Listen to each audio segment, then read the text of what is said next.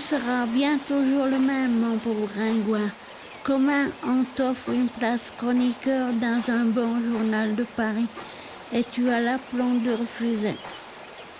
Mais regarde-toi, malheureux garçon, regarde ce pourpoint troué et ses chaussettes en déroute, cette face maigrie qui crie la faim. Voilà pourtant où t'a conduit la passion des belles rimes. Voilà ce qu'on t'a valu 10 ans de loyaux services dans les pages du Sire Apollo. Est-ce que tu n'as pas honte, à la fin ? Fais-toi donc chroniqueur, imbécile. Fais-toi chroniqueur, tu gagneras de beaux écus à la rose. Tu auras ton couvert chez Bréban et tu pourras te montrer les jours de première avec une plume neuve à ta barrette. Tu veux pas?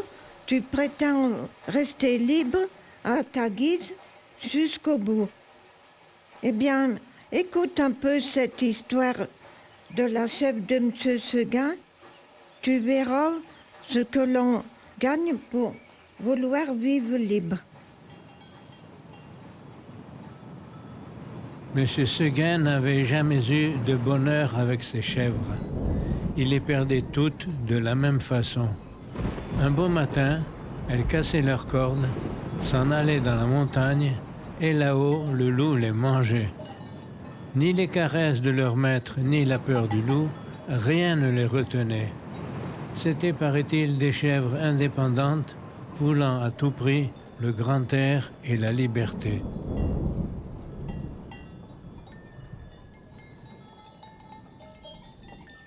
Le brave M. Seguin, qui ne comprenait rien au caractère de ses bêtes, était consterné.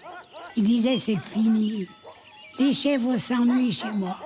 Je n'en garderai pas une. Cependant, il ne se découragea pas. Et après avoir perdu 6 chèvres de la même manière, il en acheta une 7e. Seulement cette fois, il eut soin de la prendre toute jeune pour qu'elle s'habituât mieux à demeurer chez lui.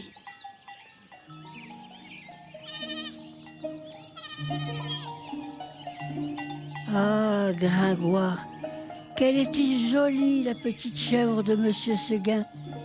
Qu'elle était jolie avec ses yeux doux, sa barbiche de sous-officier, ses sabots noirs et luisants, ses cornes zébrées et ses longs poils blancs qui lui faisaient une houppelante. C'était presque aussi charmant que le cabri d'Esmeralda. Tu te rappelles, Gringoire ? Et puis docile, caressante, se laissant traire sans bouger, sans mettre son pied dans l'écuelle. Un amour de petite chèvre. Monsieur Seguin avait derrière sa maison un clos entouré d'aubépines. C'est là qu'il mit sa nouvelle pensionnaire. Il l'attacha un peu au plus bel endroit du pré et ayant soin de lui laisser beaucoup de cordes, et de temps en temps, il venait voir si elle était bien. La chèvre se trouvait très heureuse et broutait l'herbe de si bon cœur que M. Seguin était ravi. Enfin, pensait le pauvre homme, en voilà une qui ne s'ennuiera pas chez moi. M. Seguin se trompait, sa chèvre s'ennuya.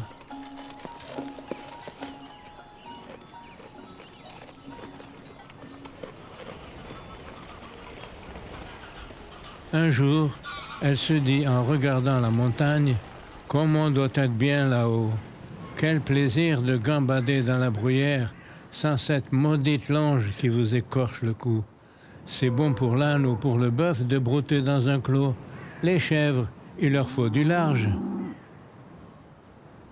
À partir de ce moment, l'herbe du clos lui parut fade. L'ennui lui vint, elle maigrit, son lait se fit rare. C'était pitié de l'avoir tiré tout le jour sur sa longe. La tête tournée du côté de la montagne, la narine ouverte, en faisant mais tristement. Monsieur Seguin s'apercevait bien que sa chèvre avait quelque chose, mais il ne savait pas ce que c'était. Et un matin, comme il achevait de la traire, la chèvre se retourna et lui dit dans son patois. Écoutez, monsieur Seguin, je me languis chez vous. Laissez-moi aller dans la montagne. Ah, mon Dieu! Elle aussi, cria M. Séguin stupéfait. Et du coup, il laissa tomber son écuelle, puis s'asseyant dans l'herbe, à côté de sa chèvre. Comment, Blanquette, tu veux me quitter? Oui, monsieur Seguin. Est-ce que l'herbe te manque ici? Oh non, monsieur Seguin. Tu es peut-être attaché de trop court. Veux-tu que j'allonge la corde? Ce n'est pas la peine, monsieur Seguin. Alors, qu'est-ce qu'il te faut? Qu'est-ce que tu veux? Je veux aller dans la montagne, monsieur Seguin. Mais malheureuse, tu ne sais pas qu'il y a le loup dans la montagne. Que feras-tu quand il viendra? Je lui donnerai les coups de corne, monsieur Seguin. Le loup se moque bien de tes cornes. Il m'a mangé, ni bique autrement, encore né que toi. Tu sais bien, la pauvre vieille Renaude, qui était ici l'an dernier, une maîtresse chèvre forte et méchante, comme un bouc. Elle s'est battue avec le loup toute la nuit. Puis le matin, le loup la mangea. Pécaïr, pauvre Renaude. Ça ne fait rien, monsieur Seguin. Laissez-moi aller dans la montagne. Bonté divine, dit M. Seguin. Mais qu'est-ce que je leur fais donc à mes chèvres pour qu'elles veuillent tous partir dans la montagne? Eh bien non, je te sauverai malgré toi. Je vais t'enfermer dans l'étable et tu y resteras pour toujours.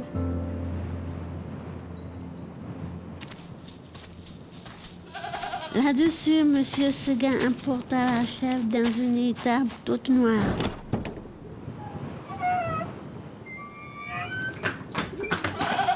Dont il ferma la porte à double tour.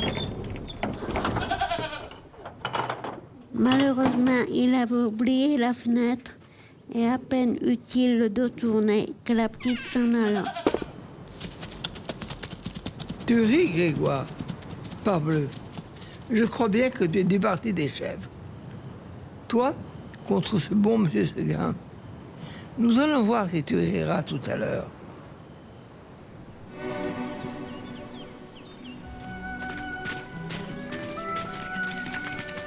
Quand la chèvre blanche arriva dans la montagne, ce fut un ravissement. Jamais les vieux sapins n'avaient rien vu d'aussi joli. On l'a reçue comme une petite reine. Les châtaigniers se baissaient jusqu'à terre pour la caresser du bout de la branche.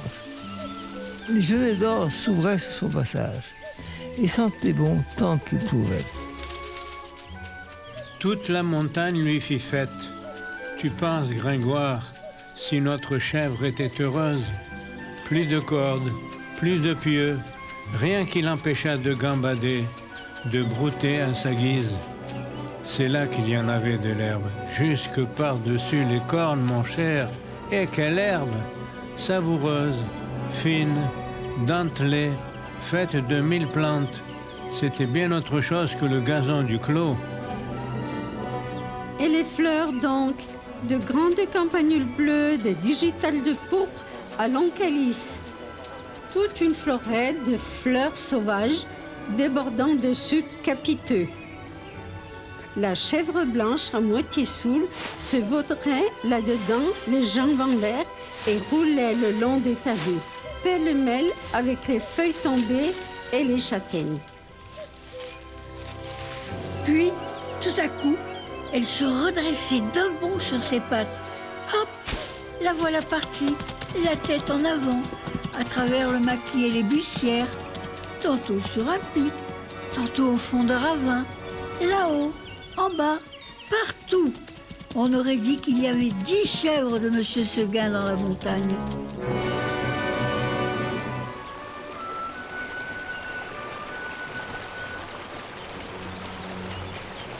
C'est qu'elle n'avait peur de rien, la Blanquette. Elle franchissait d'un saut de grands torrents qui l'éclaboussaient au passage de poussière humide et d'écume. Alors, toute ruisselante, elle allait s'éteindre sur quelques roches plates et se faisait sécher par le soleil. Une fois, s'avançant au bord d'un plateau, une fleur de cytise aux dents, elle aperçut en bas, tout en bas dans la plaine, la maison de M. Seguin, avec le clos derrière. Cela la fait rire aux larmes. « Que c'est petit, dit-elle. Comment ai-je pu tenir là-dedans ?» Pauvre, dessous assis au perché, elle se croyait au moins aussi grande que le monde. En somme, ce fut une bonne journée pour la petite chèvre de M. Seguin. Vers le milieu des jours, elle courait de droite et de gauche. Elle tomba dans une troupe de chamois en train de croquer une langue brusque à belles dents. Notre petite coureuse en robe blanche fit sensation. On lui donna la meilleure place à la lambrusque, et tous ces messieurs furent très galants. Il paraît même, ceci doit rester entre nous, Gringoire, qu'un jeune chamois à pelage noir eut la bonne fortune de plaire à Blanquette.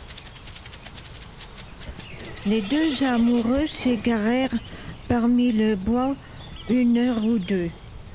Et si tu veux savoir ce qu'ils se disent, va le demander à la source bavarde qui court invisible dans la mousse. Tout à coup, le vent fraîchit. La montagne devient violette. C'était le soir. Déjà, dit la petite chèvre. Elle s'arrêta fort étonnée. En bas, les champs étaient noyés de brume. Le clos de M. Seguin disparaissait dans le brouillard. Et dans la maisonnette, on ne voyait plus que le toit avec un peu de fumée. Elle écouta les clochettes d'un troupeau qu'on ramenait et sentit l'âme toute triste. Un gerfaut qui rentrait la frôla de ses ailes en passant. Elle tressaillit, puis ce fut un hurlement dans la montagne. Ouh! Elle pensa au loup. De tout le jour, la folle n'y avait pas pensé. Au même moment, une trompe sonna bien loin dans la vallée. C'était ce bon monsieur Seguin qui tentait un dernier effort. Ouh, faisait le loup. Reviens, reviens, criait la trompe. Blanquette eut envie de rentrer, mais elle se rappela le pieu, la corde, la haie du clos. Elle pensait que maintenant elle pourrait plus se faire à cette vie et qu'il valait mieux rester. La trompe ne sonnait plus. La chèvre entendit derrière elle un bruit de feuilles. Elle se retourna et vit dans l'ombre 2 oreilles courtes, toutes droites, avec 2 yeux qui reluisaient. C'était le loup, énorme, immobile assis sur son train de derrière. Il était là, regardant la petite chèvre et la dégustant par avance. Comme il savait bien qu'il la mangerait, le loup ne se pressait pas. Seulement quand il se retourna, il se mit à rire méchamment. La petite chèvre de M. Seguin. Et il passa sa grosse langue rouge sur ses babines d'amadou. Blanquette se sentit perdue. Un moment, en se rappelant l'histoire de la vieille Renaude qui s'était battue toute la nuit pour être mangée le matin. Elle se dit qu'il vaudrait peut-être mieux se laisser manger tout de suite. Puis, s'étant ravisée, elle tomba en garde, la tête basse et la corne en avant, comme une brave chèvre de M. Seguin qu'elle était. Non pas qu'elle eût l'espoir de tuer le loup, les chèvres ne tuent pas le loup, mais seulement pour voir si elle pouvait tenir aussi longtemps que la Renaude.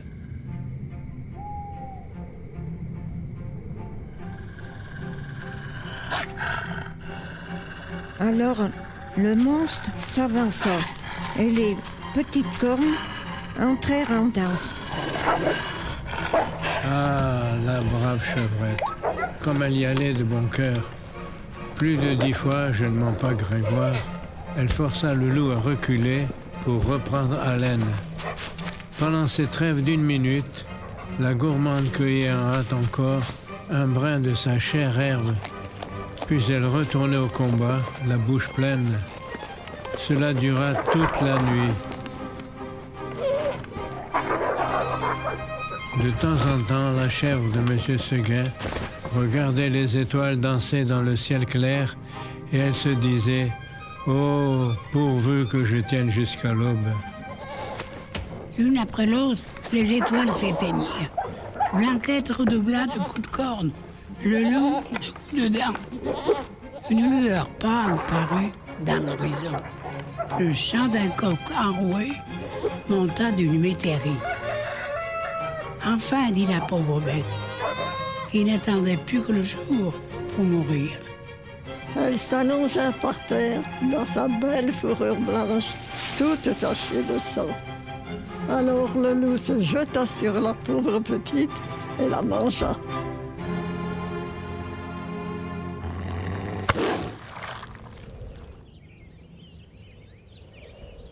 Adieu, Gringoire. L'histoire que tu as entendue n'est pas un conte de mon invention. Si jamais tu viens en Provence, nos ménagers te parleront souvent de la chèvre de M. Seguin. Tu m'entends bien, Gringoire? Et puis le matin, le loup l'a mangé.